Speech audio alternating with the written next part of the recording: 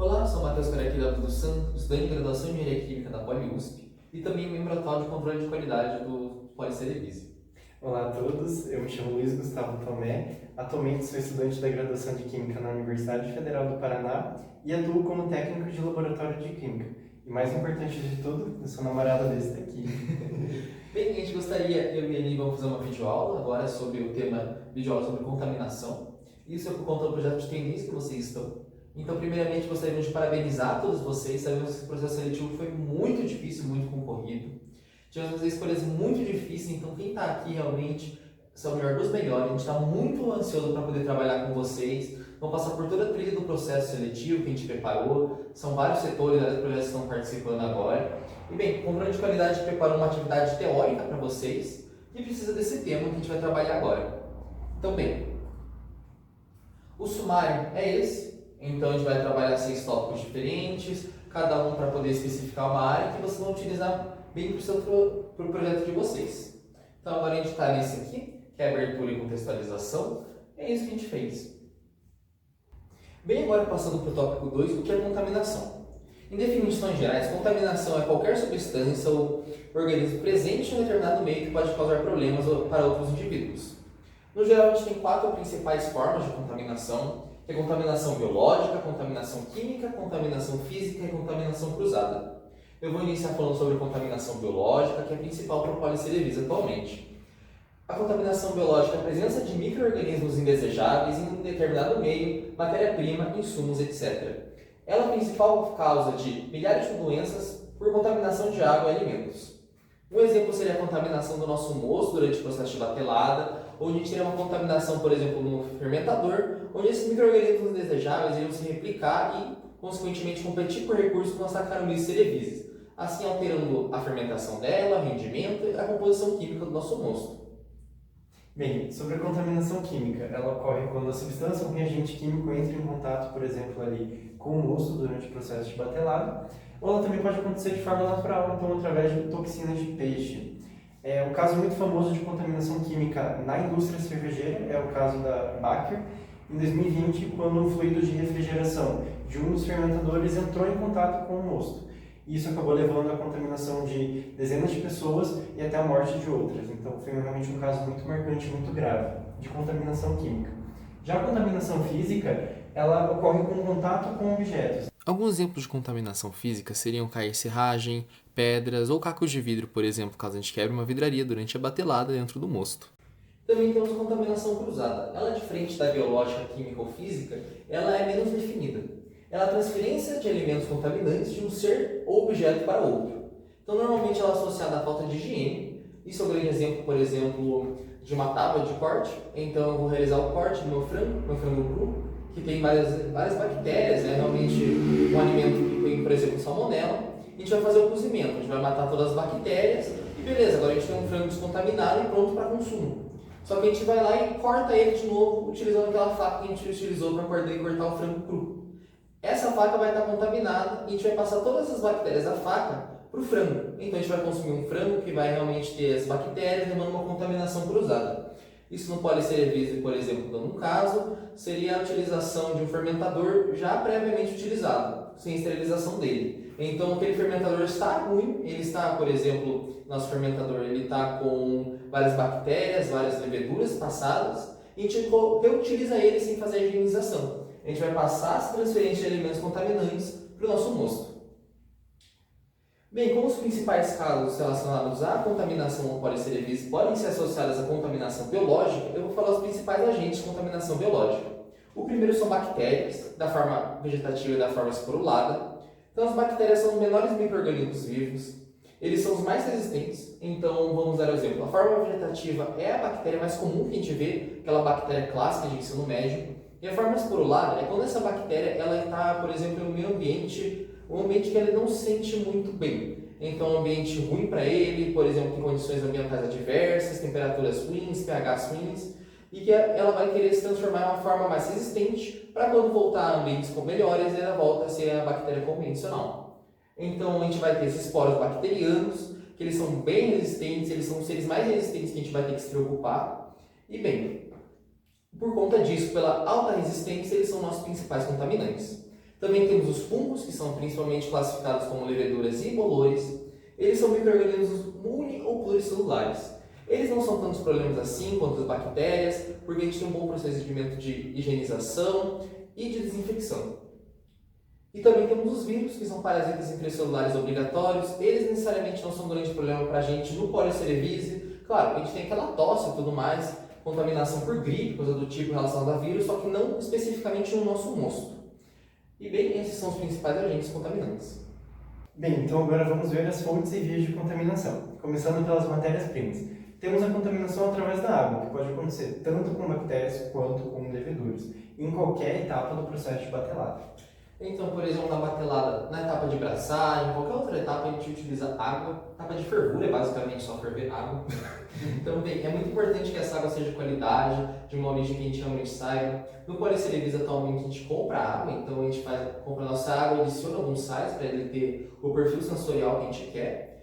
E então, é muito importante que a gente realmente faça as análises da água, veja a qualidade dela, a potabilidade, a quantidade de bactérias e leveduras, como ele disse. Exatamente. Depois temos o malte e adjuntos, que quando armazenados em ambientes com uma alta umidade, podem favorecer o crescimento de bolores, que acaba não sendo muito bom para o processo de batelada, não é mesmo?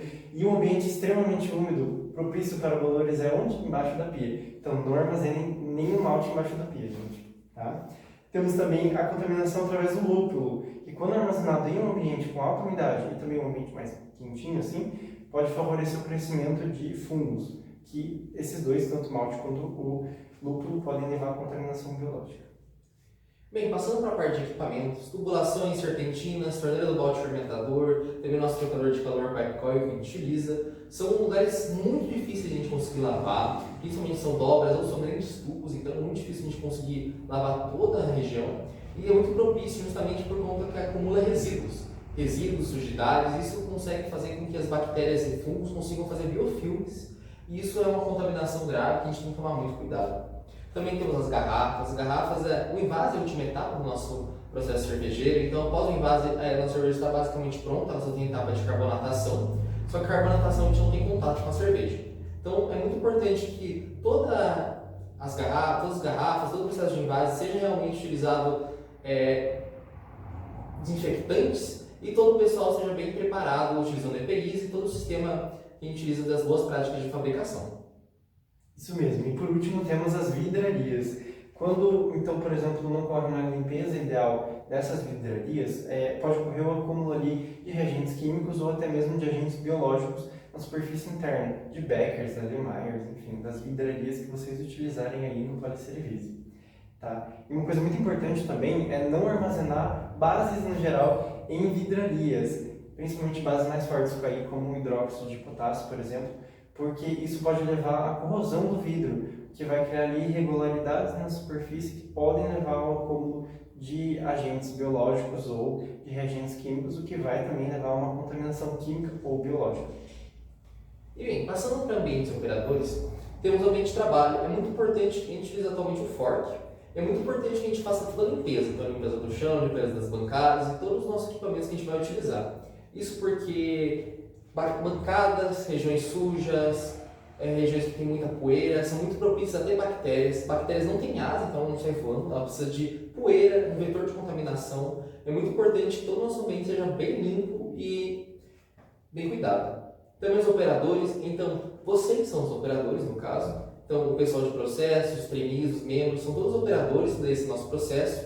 E é muito importante que vocês sigam os procedimentos passados pelo pessoal. Então, limpeza da mão, fazer a lavagem da mão, vocês utilizarem jalecos limpos, muito importante a parte de não utilizar jalecos, por exemplo, da AEQ ou de outros lugares que são sujos, são jalecos que a gente tem que tomar muito cuidado porque não podemos trazer muita sujidade para o nosso laboratório.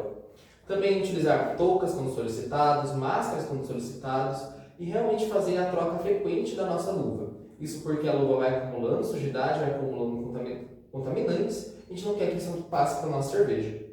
Também é muito importante o pessoal de processo repetindo, eles vão passar as boas práticas de fabricação, as boas práticas de laboratório. É muito importante que vocês sigam porque são documentos que a gente fez com todo o carinho do mundo e são muito importantes, reconhecidos pela indústria, a gente fez uma boa pesquisa para poder trazer o melhor material para vocês. E bem, os procedimentos de formulação da nossa cerveja são muito bem padronizados, isso porque garante todo o cuidado com vocês, tanto contra acidentes quanto contaminações.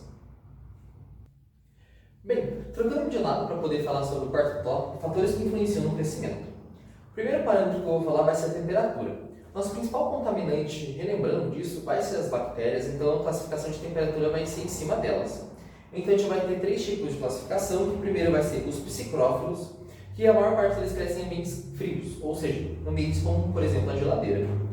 A maior parte das bactérias são as mesófilas, que elas crescem em temperatura ambiente, ou seja, não tem grande restrição de temperatura e sobrevivem na maior parte do mundo. Também temos os termófilos, que eles são bactérias que sobrevivem em ambiente quente.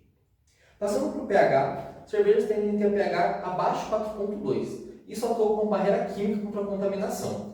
4,2 abaixo disso já é realmente bem ácido no geral. Isso porque bactérias, seres humanos, leveduras, todos utilizam enzimas como catalisadores do metabolismo celular. Então, ao a gente alterar esse pH, jogar esse pH mais para baixo, a gente vai realizar a desnaturação dessas enzimas, impossibilitando o metabolismo celular.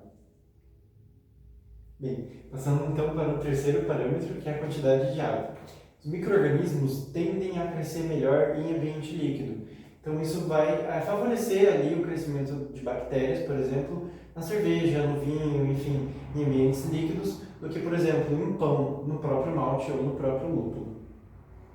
Passando para a disponibilidade de nutrientes, açúcares fermentáveis são fonte de nutrientes para as leveduras desejadas, no caso a nossa Saccharomyces cerevisiae, e os contaminantes, que são outros tipos de leveduras, bolores e bactérias. Ressaltando que o malte é a nossa fonte de açúcares fermentáveis, então durante a braçagem a gente faz todo aquele procedimento de passar água quente em cima do malte justamente para poder extrair esses nutrientes e açúcares fermentados dele. Então, também nessa extração vai ter a extração de aminoácidos, vitaminas e nutrientes essenciais. Então, nutrientes essenciais e não essenciais é uma classificação que nós temos. Nutrientes essenciais são justamente aqueles que leveduras, bactérias não conseguem produzir naturalmente. Então elas precisam retirar do meio. Já os nutrientes não essenciais são aqueles justamente que elas conseguem metabolizar, conseguem produzir, então não é essencial que elas retirem do meio. Bem, passando então para o quinto parâmetro, temos a disponibilidade de oxigênio. Um exemplo claro da disponibilidade de oxigênio ali no ambiente onde temos a cerveja, mas não só a cerveja, também vinhos, enfim, bebidas ali que contenham álcool, é justamente com a bactéria Acetobacter, que é um aeróbio restrito, ou seja, ela vive ali em função da presença de oxigênio. E o que acontece? Quando se tem oxigênio, essa bactéria, Acetobacter, e álcool, a fermentação acética. Então, esse tipo de bactéria realiza a fermentação acética, mas contanto que ocorra, então, a presença de oxigênio. O que pode alterar ali o perfil da cerveja, justamente, não é mesmo? Justamente por isso que a gente tem tanto cuidado para poder fazer a vedação do nosso fermentador, toda aquela armadilha de gás que a gente produz, utilizando álcool 70 para poder evitar qualquer tipo de contaminação. A gente bate com martelinho para poder garantir completa vedação do nosso fermentador, para não ter chance de entrar oxigênio e fazer com que essa bactéria, esse contaminante, consiga florescer lá.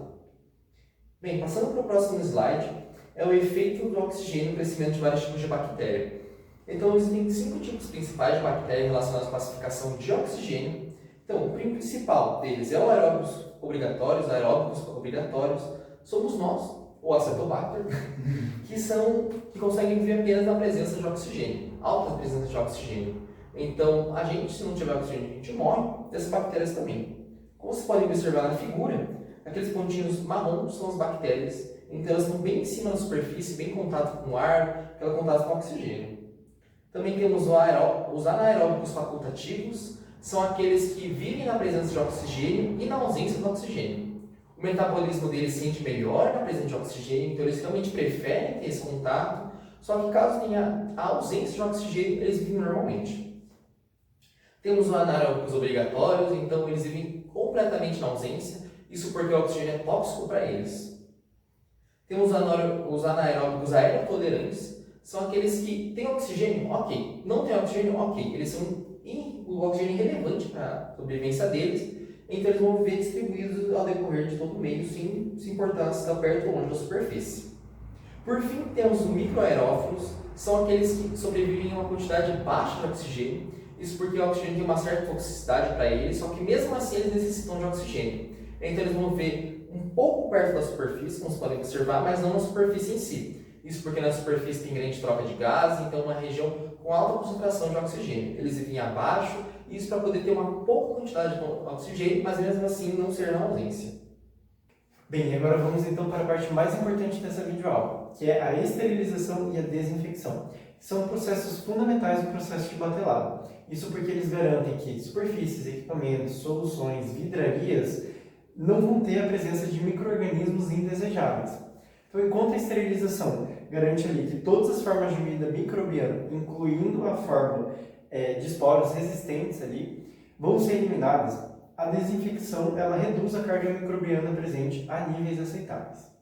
Enfatizando que a forma esporulada é a forma mais resistente, como a gente tinha passado, então a forma esporulada de bactérias são muito resistentes, eles são os principais contaminantes que a gente vai ter, porque eles, cara, como ele falou, desinfecção, você não vai conseguir matar todos os esporos, ainda vai sobrar e é um grande problema isso.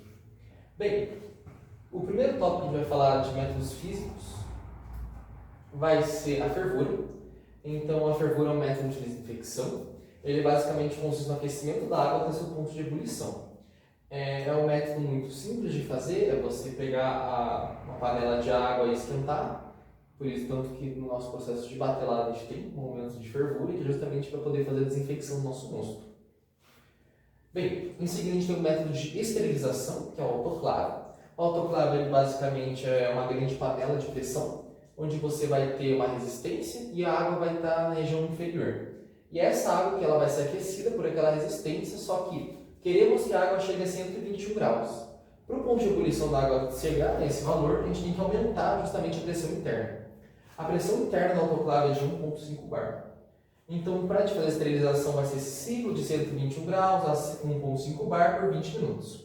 Esses 20 minutos são calculados para a gente poder ter uma quantidade aceitável de micro-organismos na região, que é muito baixa, onde a gente pode considerar essa região, esses equipamentos, esse meio de cultura, ele está completamente estéril, a probabilidade, a chance probabilística de ter uma contaminação é muito baixa. E bem, ele é um método muito barato, ele é um método muito prático, porque basicamente você vai gastar sua energia, e é uma panela de pressão, coisa que a gente tem muito facilmente, você gasta sua energia, utiliza água, não gera resíduo, então ele é muito bom. O problema é, autoclave é um calor úmido, que a gente chama. Isso porque esse calor ele é gerado justamente pela água.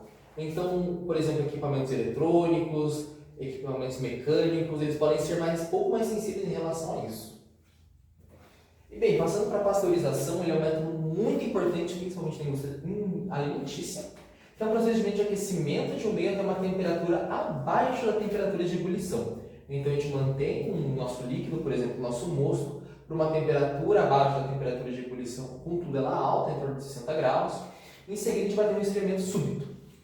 Isso vai fazer com que haja um choque térmico, e esse choque térmico vai fazer a desinfecção do nosso mosto. Então, relembrando, isso aqui é um procedimento de desinfecção, esterilização, e a gente volta para o método de desinfecção. Por que ele é tão importante? Porque a gente deixou metade do quadro justamente para ele. Porque ele é o mais utilizado na indústria alimentícia. Isso porque você fazer uma fervura da água, ou você colocar um autoclave, pressões altíssimas, 121 graus Celsius, altera muito a composição química do seu alimento. A pasteurização já não. Como você está utilizando uma temperatura alta, só que ainda um pouco distante da temperatura de ebulição, você vai conseguir preservar um pouco mais do sabor, as texturas, as coisas originais. Bem, isso prolonga a vida útil dos alimentos. Um exemplo desse é a cerveja. Cerveja, a maior parte das cervejas são pasteurizadas, já os chopps não são, por isso tem essa distinção. Apesar de ser um método menos agressivo, ele ainda assim vai alterar a composição sensorial, todo o corpo, todo o aroma daquela nossa bebida. E bem, esses são os métodos físicos mais tradicionais, eu vou passar alguns outros agora, como por exemplo a radiação. Radiação ultravioleta e radiação gama são outros métodos físicos de esterilização e desinfecção. O UV ele é desinfecção e radiação gama ele é esterilizante. A UV é muito mais fácil de conseguir, existem lâmpadas UV, não é muito difícil de conseguir, a gente utiliza em muitos lugares, cabines de biossegurança, fluxos laminares, a gente utiliza UV. E ela é bem segura no geral para a gente, apesar de a gente não pode ter muito contato com ela porque ela é cancerígena. Já a radiação gama é muito pior, é uma das piores radiações que tem, altamente ionizante, altamente letal. Ela já precisa de um aparato muito mais resistente, tem que ter toda uma estrutura especializada para ela, mas ela, obviamente, como citei, deixar poucos segundos em radiação gama já garante a esterilidade completa de tudo que você está trabalhando. A radiação ela é muito utilizada principalmente na indústria hospitalar, onde você não pode ter nenhum risco de contaminação. Bem, a filtração, ela retém micro-organismos menores do tamanho de poro. Então, por exemplo, um grande filtro que a gente utiliza na indústria é de 0,22 nanômetros. É um tamanho de poro, o diâmetro do poro, que você vai ter aquele filtro, e é muito, muito, muito pequeno. A maior parte dos micro-organismos não conseguem passar, eu acho que a gente conhece pouquíssimo, só apenas alguns vírus conseguem passar. Como eu tinha dito anteriormente, o vírus não é um grande problema para a gente. O problema é, sim, ele é muito seguro, sim, ele consegue realmente reter essa carga, o problema é que ele gera muitos resíduos. O filtro ele vai ser um resíduo que vai ter que ser tratado, diferentemente da fervura, autoclave e pasteurização, que são apenas métodos que utilizam água, utilizam energia, e não tem resíduos realmente. Então, a filtração não segue muitos princípios da química verde. Além do seu método, muitas vezes demorado, né? Principalmente nos laboratórios de química. Tem que usar a filtração a vácuo, porque como é muito pequeno o poro, demora muito para poder passar, e você pode ter, por exemplo, o micro-organismo vai parar naquele poro, ele não vai conseguir passar, ele obstrui o poro. Então, e sim, a passagem do líquido e demora, enfim. E falando então de química, temos agora os métodos químicos, como a aplicação do iodóforos, nome difícil, ou mais conhecido como iodoforma. São complexos de iodo que liberam iodo livre em solução, que acabam sendo tóxicos ali para esse tipo de micro-organismos. Também temos a aplicação de hipoclorito de sódio, que é a água sanitária, que libera cloro livre em solução salina, que também ali apresenta uma toxicidade para as bactérias. Temos então a aplicação de peróxido de hidrogênio, que é altamente oxidante e desequilibra as reações metabólicas das bactérias. E por fim, a aplicação de ácido etílico e isopropílico, que proporciona ali uma desinfecção rápida, mas não elimina os esporos resistentes. E essa desinfecção acontece através da desnaturação das proteínas dessas bactérias. A gente usa muito o álcool 70, álcool etílico 70, porque ele é muito prático. É você pegar o spray, você espirrar na bancada e pronto, acabou. Ele está limpo.